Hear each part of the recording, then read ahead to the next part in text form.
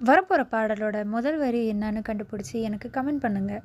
இந்த வீடியோ பிடிச்சதுன்னா லைக் பண்ணுங்கள், ஷேர் பண்ணுங்கள், சப்ஸ்கிரைப் பண்ணுங்கள். தேங்க்யூ. கல்யாண பந்தலில் ஆடும் தோரணமா இல்லை, கச்சேரி ரசிகர்கள் கேட்கும் மோகனமா?